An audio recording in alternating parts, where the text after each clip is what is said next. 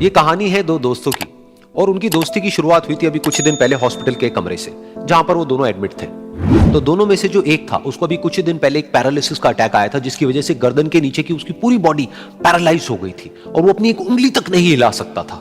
और पूरे दिन जो भी नर्स उसके पास में आती वो उसको एक ही बात कहता कि मुझे कोई ऐसा इंजेक्शन दे दो जिससे कि मैं मर जाऊं, अब मैं और जीना नहीं चाहता, ऐसी जिंदगी का मैं क्या करूंगा। तो उसका जो दोस्त था उस कमरे में, क्योंकि वो चल फिर सकता था, तो रोज सुबह और रोज शाम को उस कमरे में एक खिड़की थी, उसके पास में जाकर के खड़ा हो जाता और अपने दोस्त को बताता कि उस खिड़की के बाहर क्या चल रहा है। बिल्कुल नीला आसमान है, सफेद बादल है, हल्की हल्की हवा चल रही है और कुछ पंछी उड़ रहे हैं। एक बहुत ही सुंदर बीच है जहां पर कुछ बच्चे मिट्टी के घरौंदे बना रहे हैं।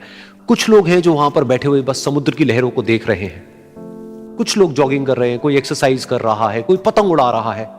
वहां पर एक आइसक्रीम की स्टॉल है जहां पर कुछ लोग आकर के आइसक्रीम खा रहे हैं। और सनसेट के टाइम पे जो पानी है वो पूरा गोल्डन हो जाता है और चमकने लगता है। तो शुरू में तो जब उसने वो सब बताना शुरू किया तो उसके दोस्त के ऊपर ज्यादा असर नहीं हुआ, लेकिन धीरे धीरे उसके अंदर जीने की चाह जागने लगी। अब वो सुबह का इंतजार करने लगा कि जल्दी से सुबह हो और मेरा दोस्त मुझे बताए कि आज यहां पर क्या हो रहा है। कुछ दिन तक ऐसे ही चलता रहा। फिर एक दिन जब वो सुबह उठा तो उसने देखा कि सामने वाला बेड खाली है।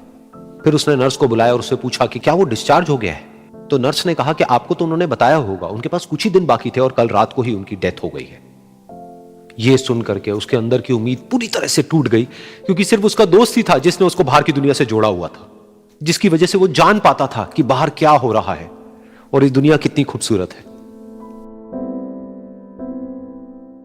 तो कुछ दिन तक तो वो रोता रहा और उसने जीने की चाह छोड़ दी।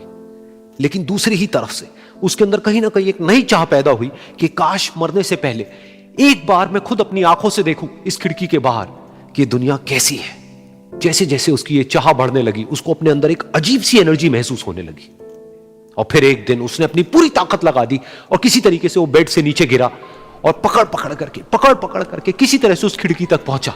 फिर उस खिड़की को पकड़ करके वो खड़ा हुआ और खिड़की के बाहर देख लिया। लेकिन खिड़की के बाहर देखते ही वो गुस्से से भर गया। उसने जोर से नर्स को आवाज लगाई और जैसे ही नर्स आई उसने नर्स से पूछा, ये तुमने क्या किया, ये खिड़की के बाहर काली दीवार क्यों खड़ी कर दी। तो नर्स को समझ नहीं आया वो क्या बोल रहा है और वो बोली कि मुझे 5 साल हो गए हैं यहां पर, जब से मैं आई हूं तब से तो ये काली दीवार यहां पर है। तब जाकर के उसको समझ आया कि उसका वो दोस्त उससे झूठ बोल रहा था। और उसने नर्स से पूछा, अगर ये काली दीवार पिछले 5 साल से यहां पर है तो मेरे दोस्त ने मुझसे झूठ क्यों कहा।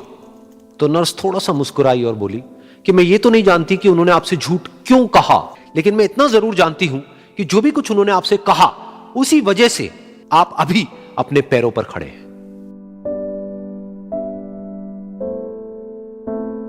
तो इस कहानी से हमको यह सीखने को मिलता है कि जो हमारे शब्द हैं, जो हमारे वर्ड्स हैं, जो हम अपने मुंह से बाहर निकालते हैं, उसमें इतनी पावर है जिसकी कोई हद नहीं है। वो किसी आदमी को गिरा भी सकते हैं और उसको उठा भी सकते हैं।